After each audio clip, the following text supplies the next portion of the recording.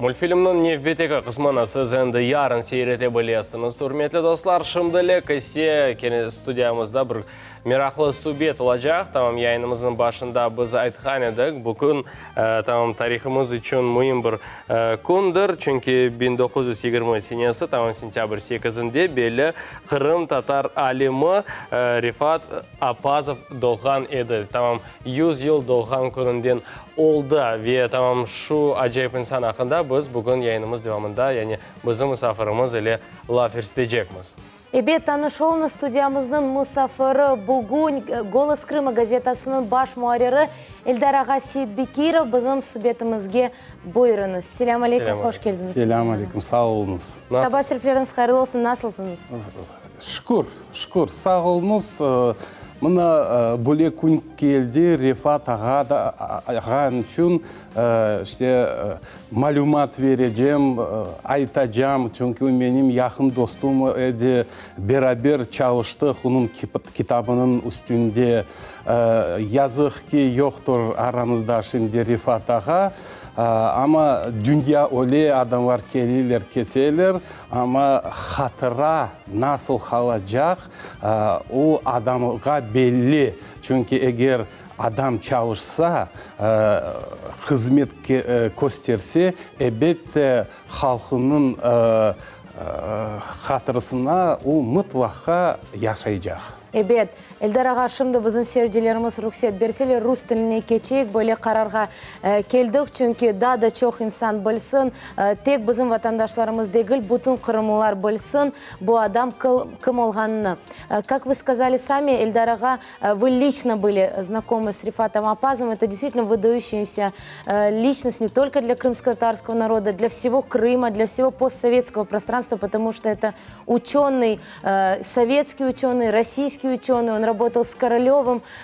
Как вам удалось познакомиться с Рифатом Апазовым? Расскажите, как произошло ваше знакомство. Вот с началом массового возвращения крымских татар в Крым, конечно, сюда стекались все его интеллектуальные силы, сам народ стекался на родину, происходило великое возвращение народа. Я его сравниваю с великим переселением народов, которое в IV веке началось, но для нашего народа это было самым настоящим великим возвращением, потому что насиженные, обжитые места люди оставляли, хотя это было уже в местах ссылки, и возвращались на родину, зная наперед, что они значительно ухудшают свое положение.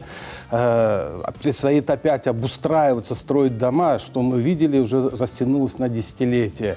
И Рифат аға, живший тогда в Подмосковье, город Королев, он, конечно, часто бывал в Крыму, состоял здесь в различных структурах.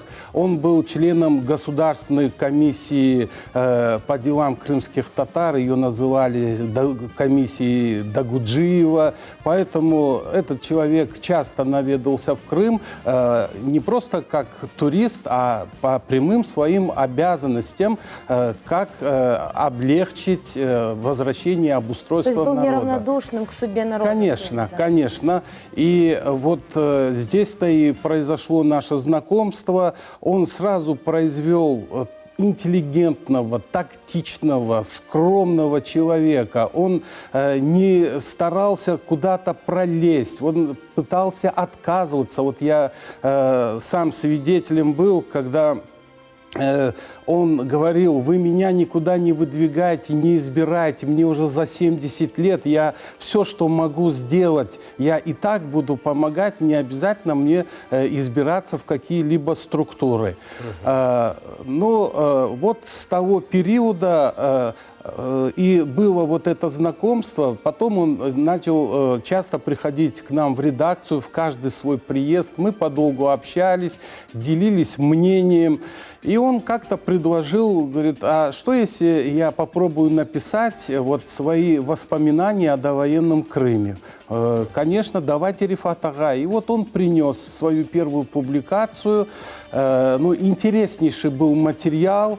Он родился в 1920 1920 году в Симферополе, затем их семья перебралась в Гурзуф, потом в Ялту. Его, вот, скажем, становление уже как юноши происходило на южном берегу Крыма. В 1939 году он поступил в высшее училище имени Баумана в Москве. Вы, ну, представляете, Да, да? конечно, это... Для крымско-татарского юноши поступить вот в такое учебное заведение. В 1939 году. В 1939 году, да. Вообще, вот насколько я знаю, Юрий Османов закончил Бауманское училище московское. Да, это единицы крымских татар, которые смогли туда поступить и окончить его.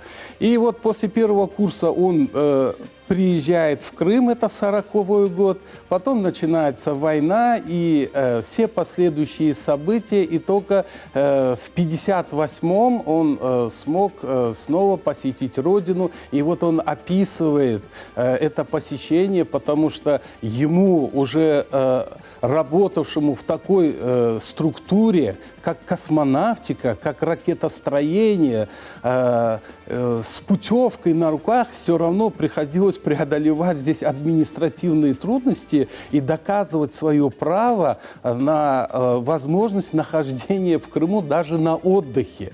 Ну и вот все вот эти события он описывал.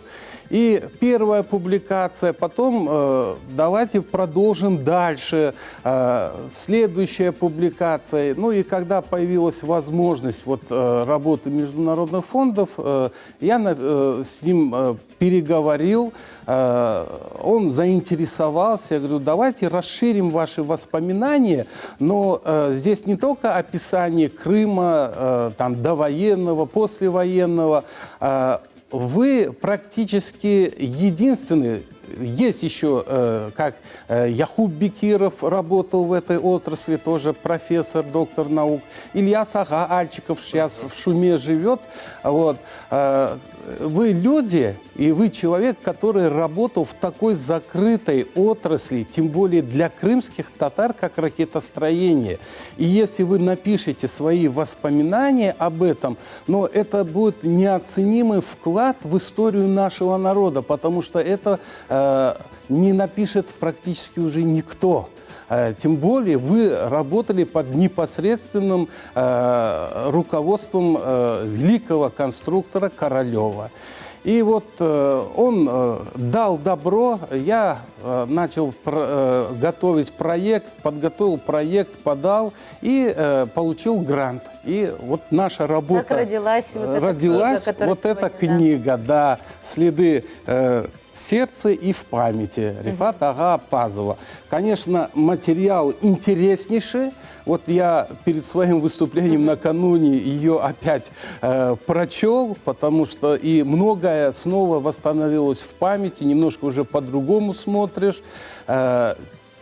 Те взаимоотношения, которые царили в конструкторском бюро, это же все работали выдающиеся личности. И какие у них были взаимоотношения, какие взгляды, какие трения происходили. Многие, скажем, слухи вот, об авариях, о еще каких-то аномалиях. Ну, Рифат Ага уже сам об этом говорит, многое развенчивает, говорит, что это были просто слухи, а и были серьезные проблемы, которые связаны были с испытанием ракет, спутников, были взрывы, были жертвы, все было. Вот. Но это такая отрасль, которая служит прямо интересам государства. Туда отбирали лучших, и он сам не рвался, он как выпускник просто был туда распределен. Но когда распределяли, естественно, смотрели на успеваемость, естественно, проверялись и анкетные данные, и эти анкетные данные проверялись всю жизнь, и он в этой книге описывает. И были такие моменты, когда над ним просто нависала угроза ареста, но Сергей Павлович Королев его спасал своим авторитетом, своей позицией. Вот, ну, времена были такие, времена были такие. Но тем не менее же Рифат ага, он не был в ссылке. Он же один из немногих, кому посчастливилось не попасть в ссылку. Да, Рифат ага избежал ссылки, потому что он находился в Москве. Но надо сказать так, что была определенная часть крымских татар, которая не оказалась в ссылке. Вот.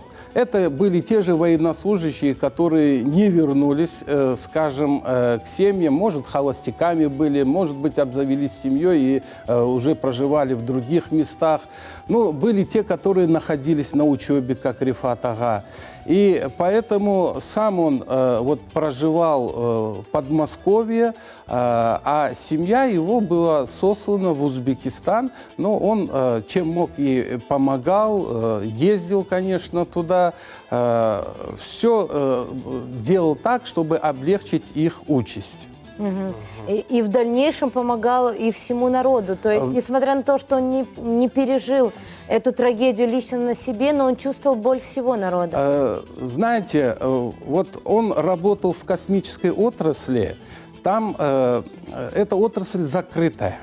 Это у всех государств. Все, кто имеет отношение к космической отрасли, эти люди имеют определенный уровень доступа к секретной информации, а он был начальником отдела баллистики конструкторского бюро Королева. Поэтому, естественно, у него был допуск вот такой информации, и она регламентировала его жизнь. Но когда он уже вышел на пенсию, когда уже прошел определенный срок и стало возможным, чтобы он мог вести какую-то общественную работу, вот это как раз совпало и концом 80-х, начало 90-х годов, и Рифат ага уже влился в ряды национального движения. Кто-то критикует его, кто-то говорит, ну, что всю жизнь там проработал, а вот потом, значит, в национальном движении. Жизнь многогранна, она расставляет людей по разным местам. Вот. Например, ректор КИПУ Февзи Якубов, он не участвовал в национальном движении и тоже всегда это подчеркивал. Он был парторгом Политехнического института в Ташкенте. Но его сумма знаний, его опыт работы уже с возвращением в Крым привел к тому, что он создал университет. Поэтому вот когда мы рассматриваем людей, их вклад, мы должны учитывать все компоненты, а не быть вот таким однобоким. Он участвовал или не участвовал, сидел или не сидел. Создал Февзи Якубов, не кто-то другой. Кто бы сегодня что-то ни говорил, да, много достойных профессоров, но ректор был один. Вот так же и Рифат ага. Это глубоко порядочный человек. И вот он, влившись в национальное движение, я присутствовал на разных мероприятиях, где происходили дискуссии. Знаете, во время политических дискуссий бывает доходило и до грубости, бывало, что и люди срывались, и до рукоприкладства доходило, и такое было. Вот. Рифат ага никто не грубил. Все с ним тактично разговаривали, общались, спорили. И многие участники национального движения, которые имели богатый, там, многодесятилетний опыт борьбы, видели его в своем доме желанным гостем. И вот когда я однажды был на такой встрече, когда Изет Хаиров, ветеран национального движения, пригласил его к себе домой, и я был тоже приглашен, и вот мы сидели, общались, я смотрел на этих двух стариков. Каждый из них был по-своему мудр, и вот Изет ага постоянно задавал вопросы, ему было интересно аналитические выкладки Рифата ага Аппазова. И я скажу, что Рифат ага Апазов обладал тем даром, что он мог писать документы национального движения. Не все участники национального движения, которые прошли через тюрьмы, лагеря, могут взять ручку и написать какой-то документ.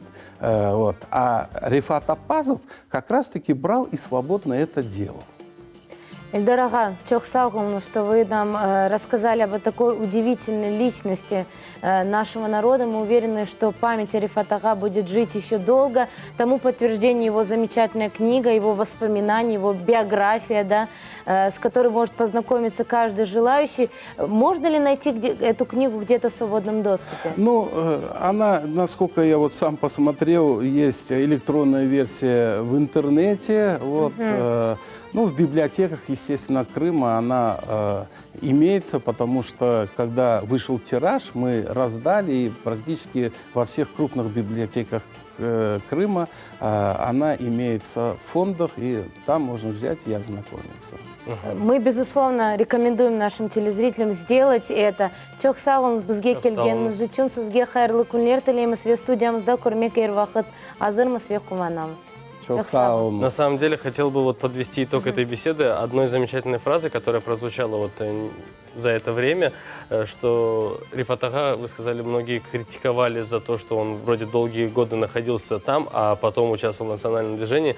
Вот вывод, наверное, можно сделать такой, что неважно, в принципе, где человек находится, главное вот все то, что он делает для своего народа.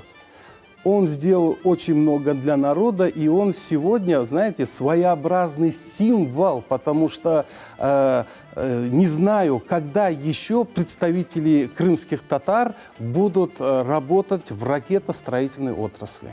Алла берсін өледі зенатлар олсын әлбетте. Çok sağ olun келгеніңіз үшін. Құрметті достар, yayınımızın devam etemiz.